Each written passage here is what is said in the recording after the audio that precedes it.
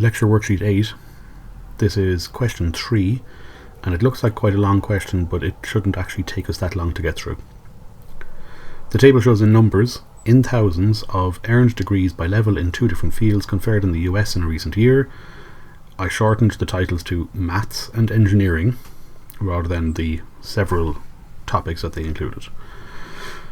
And then there's a few questions on each. So I copied the table each time just so it doesn't get very confusing when I'm scribbling all over the place. So what is the probability that a person who earned a degree in the year is randomly selected? Find the probability that the degree earned by the person is a bachelor's degree. So in that case, we're looking at all of the people who earned a bachelor's degree out of all of these graduates in that year. The probability that you choose a person at random and that it turns out to be one of these people who earned a bachelor's degree is 0.7. And I should really, write this, a bachelor's. The probability of selecting someone who has a bachelor's. In part B, what is the probability that we select someone at random and they have a bachelor's degree given that the degree is in engineering? So we're looking for the probability that they have a bachelor's given that it's in engineering. So what we need to look at is we're only looking at this column here, those who graduated with a degree of some kind in engineering. And within that column, we're looking at the total number of bachelor's degrees out of the total number of graduates. In which case it's 220.3 divided by 338.7, and that gives us a probability of about 0.65. For part C, what is the probability that we select someone who has a bachelor's degree given that the degree is not in engineering? Now in that case, this is a fairly simple example, so it means we can look at just these graduates, those who didn't graduate with an engineering degree, and again within that we have those who graduated with a bachelor's out of the total. So the probability of a bachelor's not in engineering is 175.5 divided by 226.7.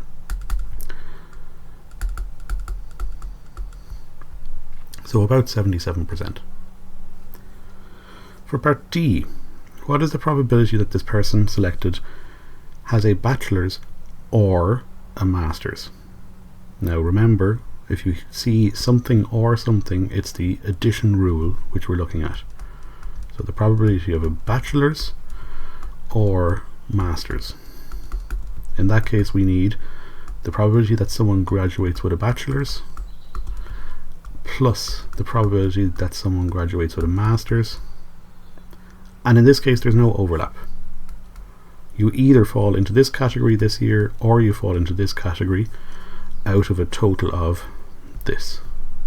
So the probability that you graduated with a bachelor's is this, and we're adding the probability that you graduated with a master's, which is this, and that gives a total probability of quite high. Most people graduated with either a bachelor's or a master's. Part E, I think.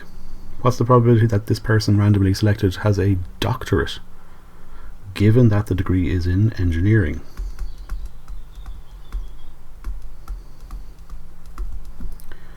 So we're only looking at this column, and in that case we have 13,000 people out of a total of 338,000 engineering graduates.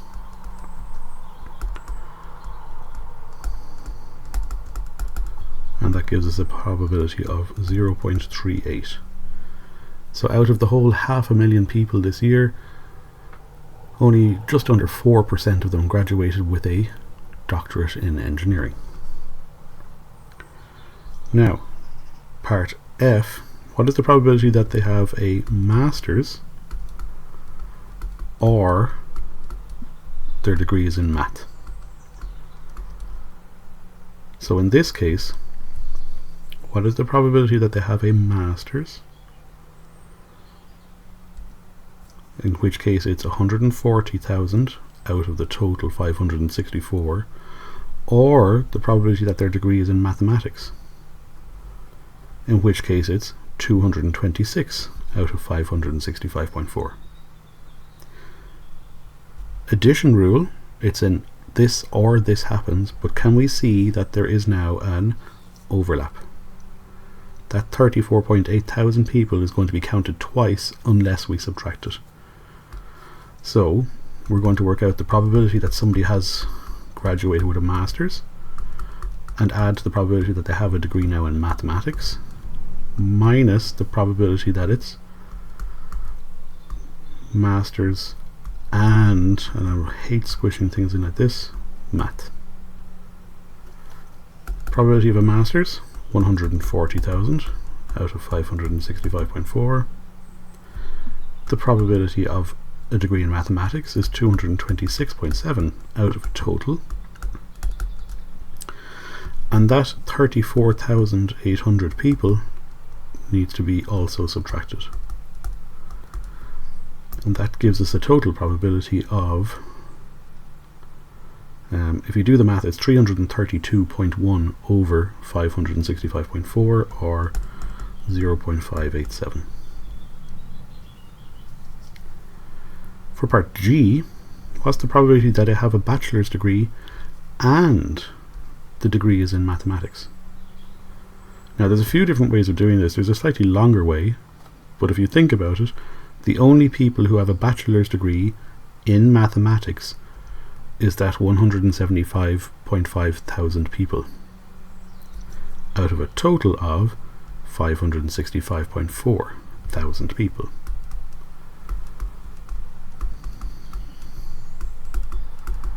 So the probability that they have a degree in a bachelor's in mathematics, essentially 175 over 565.4. So about 31% of graduates this year graduated with a degree in a bachelor's degree in mathematics.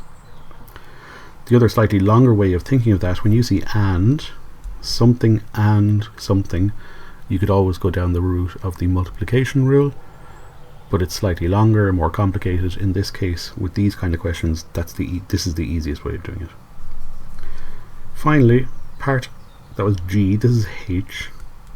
A degree in engineering, given that the person earned a bachelor's. So, again, a couple of ways of doing this.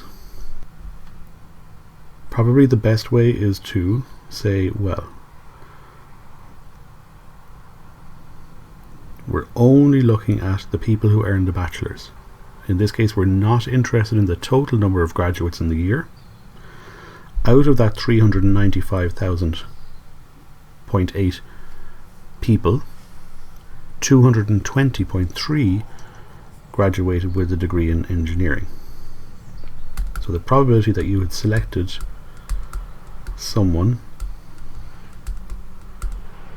falls into this category, 0.557. In part I, then, you're asked, are any of these outcomes unusual? And don't forget, when we talk about things being unusual, it means they're less than 5% or 0.05. There's only one that we've calculated that was less than 0.05. It would be unusual for you to randomly select a student who graduated in this year with a doctorate in engineering. 0.038 is the probability.